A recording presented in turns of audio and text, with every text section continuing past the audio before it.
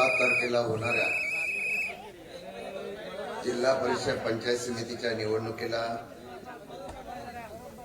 वर्णे गटाचे उमेदवार राजूजी शेळके, गणातल्या उमेदवार स्वप्नाली फडतरे, अपशिंगे गणातील उमेदवार विशाल कांबळे यांच्या प्रचाराच्या निमित्ताने लोकसभा चालू असताना सुद्धा सातारा जिल्ह्यातल्या कातर खटावानी आपल्या या उमेदवारांच्या प्रचारासाठी उपस्थित असलेले निलेशजी लंके, व्यासपीठावरील सर्व मान्यवर, लंके साहेब, आज योग असा आहे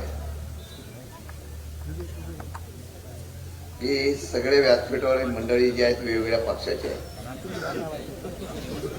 आणि नियतीने काढलेला योग आहे. आणि तुमच्यावर मी आज पण लोकसभेला असतो, यांची पिपाणी वाजली नसती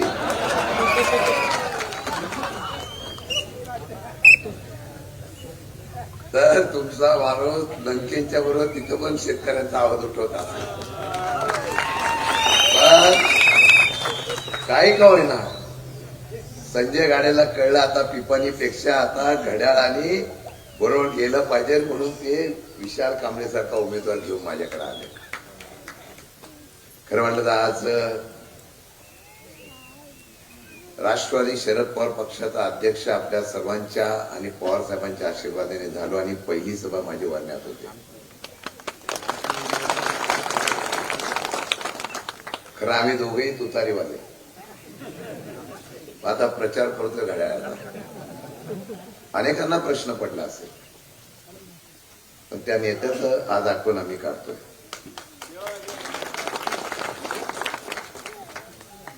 माणूस गेल्यानंतर त्या माणसाची किंमत काय. ते दादा,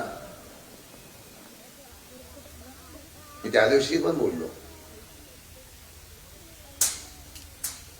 की जो परिचित नाही अशा सुद्धा कार्यकर्त्यांनी चौका चौकामध्ये गावागावामध्ये बोर्ड लावले. हा कर्तृत्ववान नेता शरद पवारांचा वारसा घेऊन ज्या वेळा त्या ठिकाणी काम करत होता ना, तो आज आपल्यातून अचानक निघून गेल्यानंतर अख्ख्या महाराष्ट्राचा जे काही नुकसान झालंय,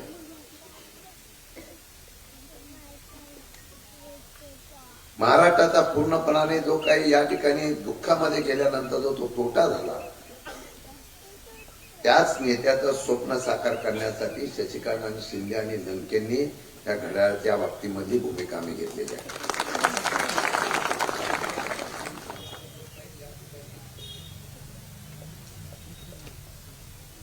खरोखर काम करणारा एक दादा होता. कामाचा दादा, निर्णयाचा दादा, हुकमाचा दादा, आपला दादा. जेवढ्या उपमा देऊ ना आपण तेवढ्या कमी आहे. मी त्या दिवशी वर्तमानपत्रामध्ये आणि मीडियाला पण सांगितलं, आम्ही सगळेजण तिथे उपस्थित होतो.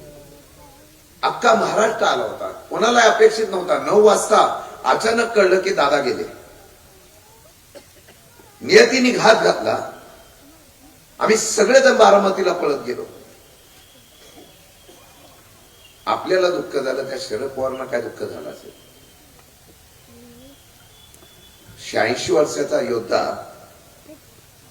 हा चेहऱ्यावरून दाखवत नव्हता दुःख, पण अंतर्मनामध्ये खरोखर त्या ठिकाणी त्यांना यातना होत होत्या.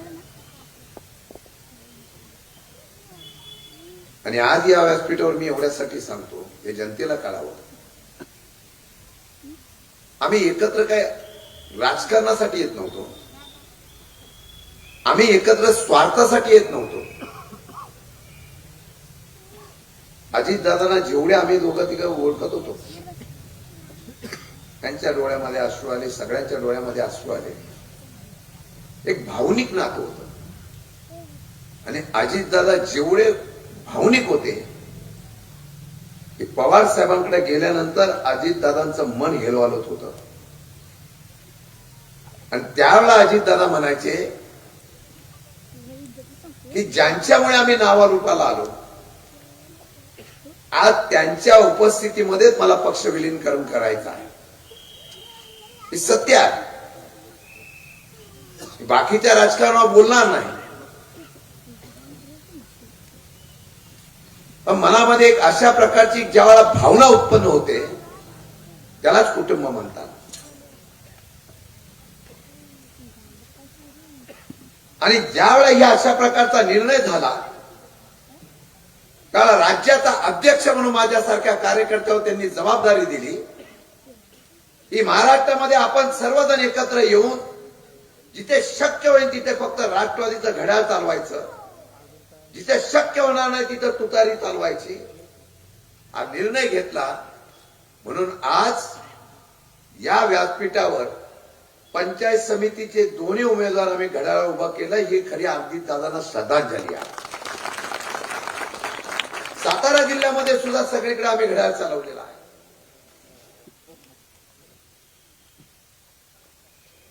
आणि म्हणून हे उमेदवार उभं करताना वर्णे गटाचा ज्यावेळेला विचार आला, विक्रमसिंह फडतरे सुद्धा जिल्हा परिषदेला निवडणुकीला उभे राहायला तयार होते, पण नियतीच्या मनामध्ये वेगळं होतं. आम्ही लढवई आहोत. हे सुद्धा नगरमध्ये मातब्बर असलेल्या नेतृत्वाला पाडून येतो हा सामान्य कुटुंबातला इतिहास कोणी करून दाखवला? तो निलेश लंकेने दाखवला. मी सुद्धा माथाडी कामगारांचा मुलगा म्हणून या सातारा जिल्ह्यातल्या यशवंतराव भूमीमध्ये 4 वेळा मी आमदार, 1 वेळा मंत्री आणि 5 वेळा सुद्धा आमदार होण्याचा निर्णय झाला. तो सुद्धा सामान्य कुटुंबातून तुमच्या आशीर्वादातून झाला. ही नवीन गावं जेव्हा आली त्यावेळेला या गावाने प्रचंड प्रमाणे माझ्या पाठीमागे शक्ती उभी केली.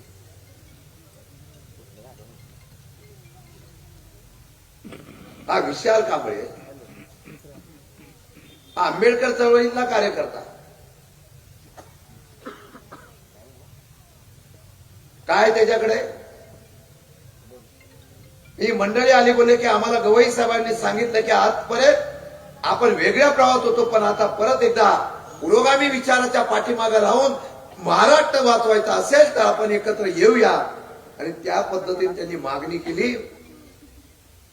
मी एका मिनिटात त्या कार्यकर्त्याची मुलाखत घेतल्यानंतर सांगितलं विशाल कांबळेला आपल्याला तिकीट द्यायचे आहे. अपशिंगे गणामधून तिथं सैनिकाचं असलेलं गाव म्हणून ओळखलं जातं. तिथं क्रांती करणारा एक पुरोगामी विचाराचा सैनिक उभा करण्याचा इतिहास प्रवीण लसके आपल्या सर्वांच्या शिफारशीमुळे झाला.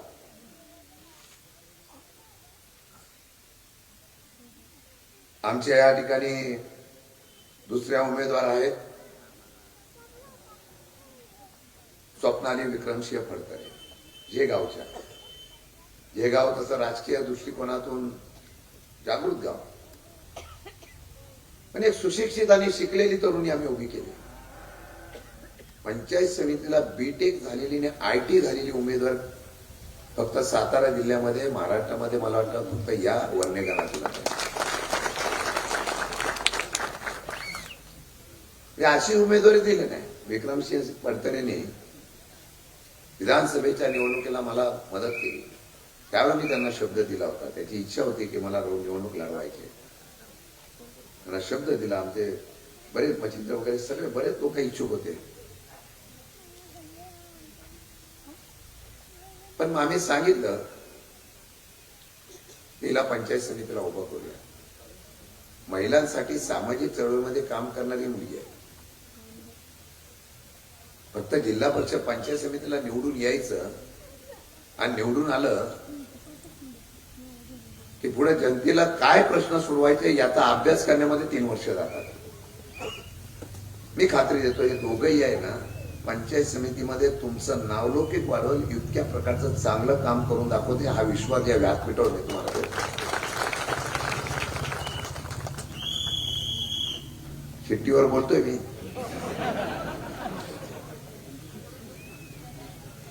असा हिरो मागे ठेवायचा असतो.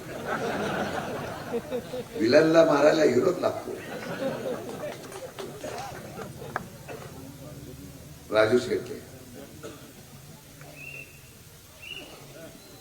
माझ्याकडे बरेच जिल्हा परिषद उमेदवार येत होते.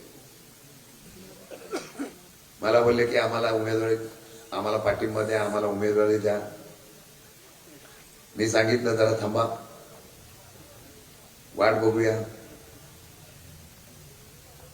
आणि आमच्या वरणे गावचे विनोद वगैरे सगळे आमच्या दादा काळंगे दुर्दैवाने नाही आहे, कारण त्यांच्या सौभाग्यवतींचं खरं निधन झालं. ही सगळी मंडळी आली आणि त्यांनी सांगितलं की राजू शेळकेला आपण उमेदवारी द्या. अंगापूर वगैरे सगळी ही गावं फार दर्जेदार आहेत, नक्कीच आहे. शरद पवार वरणे गावातून घेऊन गेले. त्या वरणे गावामध्ये सगळ्यात जास्त शेती प्रधान गाव कुठलं असं ते वर्ण आहे. अख्ख्या देशाच्या कानाकोपऱ्यात फुलं जात होती. पवार साहेबांना मी घेऊन आलो, इथे येऊन गेले. आमची माणसे जे आहेत ना, मानसिंगराव पवार, हे पण पवार, ते पण पवार, आणि आम्ही पवारांच्या प्रेमात पवार.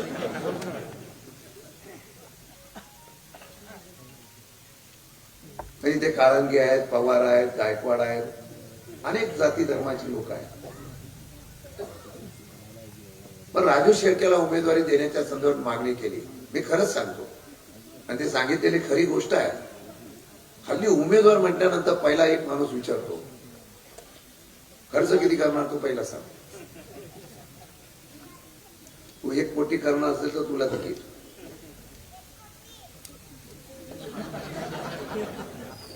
आमच्याकडे कोटी हल्लीच्या जगामध्ये माहिती पडायला लागलेली आहे. आणि मी त्यांना विचारलं त्यावेळी त्यांनी सांगितलं, हे तिन्ही कार्यकर्ते एवढेच नव्हे, सातारा जिल्ह्यामध्ये राष्ट्रवादी काँग्रेस पक्षाच्या वतीने एक तर गुरव म्हणून उभा केला लासूरण्याला, एक पवार म्हणून क्षेत्रमौलीला उभी केली. काही नाही, समाजासाठी 24 तास वाहून घेणारी माणसं, परंतु उमेदवारी करू शकत नाही त्यांची खंत होती. पहिल्या प्रथम आपण इतिहास बदलला. काय व्हायचं ते होऊन द्या, पण चांगल्या कार्यकर्त्याला जो घरदार न बघता समाजासाठी वाहून घेतो त्याला तिकीट दिली पाहिजे, म्हणून आम्ही हा निर्णय घेतला. आणि अजूनही माणुसकी मिळेली नाही हो, अजूनही माणुसकी मिळेली नाही. मला खात्री आहे या वर्णे गटामध्ये राजू शेळके विक्रमी मताने निवडून येते, हा इतिहास करण्यासाठी ही सभा आहे.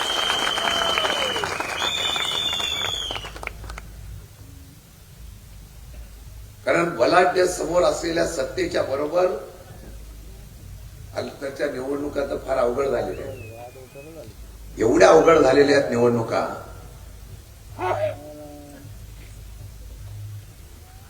माणसांना पण सोपं झालेलं आहे. तसं कोरोनाच्या काळामध्ये काही लोकांची हॉस्पिटल चांगली झाली, तसं निवडणुकीच्या काळामध्ये नवीन नवीन ढाबे सुद्धा तयार झाले. सगळं बुकिंग फुल असतं. पण ही माणसं साधी आहेत. आम्हाला एवढंच सांगायचं, विनंती करायची, आणि हे महाराष्ट्रामध्ये इतिहास करून दाखवूया आपण.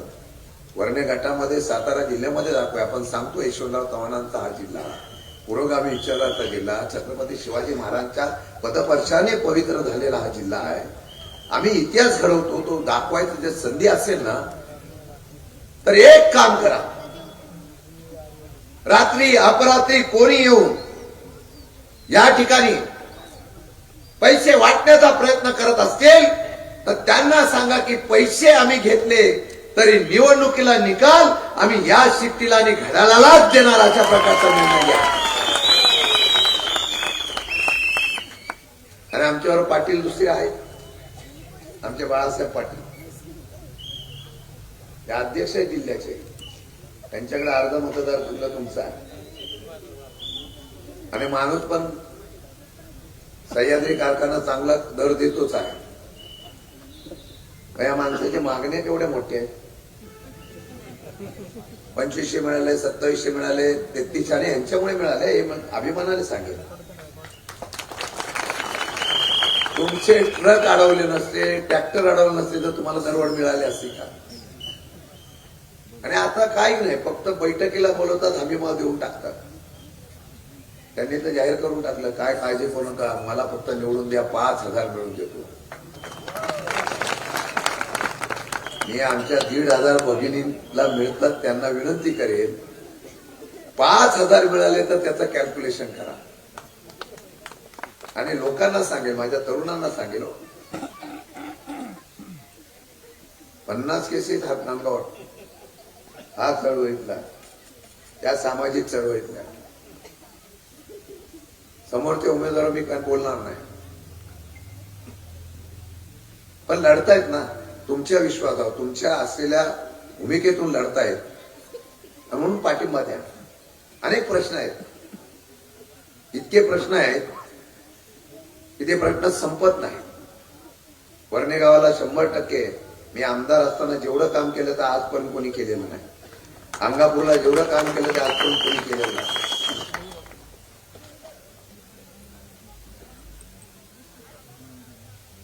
आता रस्ता एक मंजूर झाला, आमचे संजय गाठवाड वगैरे सगळ्यांनी मागणी केली त्याप्रमाणे 1,20,00,000 या ठिकाणी रस्ता मंजूर झाला. आता तो रस्ता आपशिंगे वर्णे आबापुरीचा आहे. आम्ही काही श्रेय घेणार नाही, रस्ते चांगले झाले पाहिजे ना. गेल्या 10 वर्षामध्ये मी होतो त्यावेळेला रस्ता चांगले होते, खड्डा पडला की लगेच करत होतो. पण आता बघितलं तर रस्ते कंत्राटदारासाठी केले जातात, टक्केवारीसाठी केले जातात. अनुभव घ्यायचा असेल आता हा रस्ता तर खड्ड्यात आहे, पण कोरेगाव मतदारसंघामध्ये मी आपल्याला एवढीच विनंती करेन की हा आपण केलेला रस्ता जो आहे तो मंजूर झालेला आहे, त्यामुळे आपल्याकडे पर्यटन वाढेल, तीर्थक्षेत्र वाढेल. आता दुसरं आहे एमआयडीसीचा विषय. आता मला लोक म्हणतील हा एमआयडीसीला विरोधच करण्यासाठी उभा राहतो का काय करत नाही. देगावाला एमआयडीसी विरोधी केली मी नाही, मला मुद्दाम करायची नव्हती, शेतकऱ्यांसाठी केली. शेतकऱ्यांचं म्हणणं होतं आमच्या जमिनी जेवढ्या राहिल्या आहेत तेवढ्या जमिनीमध्ये आता कशाला आम्हाला पाहिजे, त्याचे शिक्के उठवले. आता एक लढाई जिंकली गेले राजू शेट्टी, आपल्याकडे दुसरी लढाई लगेच आली. तेवढ्या त्या वर्ण्याची सुद्धा एमआयडीसी झाली नाही पाहिजे याची जबाबदारी तुम्ही दोघांनी घ्या. मी सातारा जिल्ह्यामध्ये एमआयडीसी कुठे करावी यासाठी जागा दाखवून द्यायची जबाबदारी शशिकांत शिंदेची आहे आणि चांगली एमआयडीसी चांगली होईल अशा प्रकारची जागा दाखवतो. आम्हाला सेवाच नको, पण लोकांवर कुठला निर्णय लादू नये ही भूमिका घ्यावी लागेल. म्हणूनच आंदोलन करणारा कार्यकर्ता पाहिजे, तो तिकडे गेल्यानंतर सभागृहामध्ये गेल्यानंतर काम कुठलं भेटेल याच्यावर टक्केवारी असलेला कार्यकर्ता निवडून देऊ नका. आणि मला वाटतं राजू शेळकेला निवडून दिल्यानंतर, या दोन्ही माझ्या उमेदवारांना निवडून दिल्यानंतर 100% तुम्हाला सांगतो तुमच्यासाठी आवाज उठवणारे कार्यकर्ते उभे राहतील याची मला 100% खात्री आहे.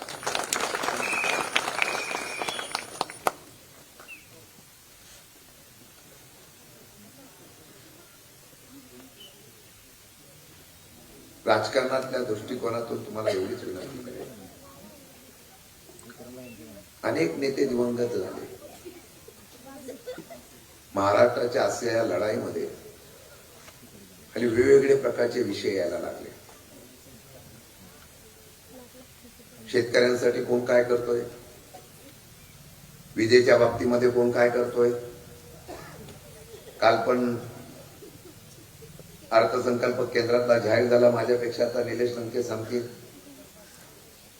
कॉर्पोरेट युग आलेला आहे, कमर्शियलपणा, फास्ट लाईफ, फास्ट जीवन, मेट्रो येईल, समृद्धी येईल, तीर्थ काय ते शक्तीपीठ येईल, अनेक मार्ग होतील. 80,000 90,000 कोटी याच्यापेक्षा खाली अमाऊंटच नसते, आकडाच नसतो. माझा शेतकरी पिकलाय त्याचं काय. या वर्ण्यामध्ये माझ्याकडे सर्वात जास्त ग्रीन शेड होत्या, सर्वात जास्त ग्रीन आपले फुलं उत्पादन केलं जातं. हळूहळू ती वर्ण्यामधलं बंद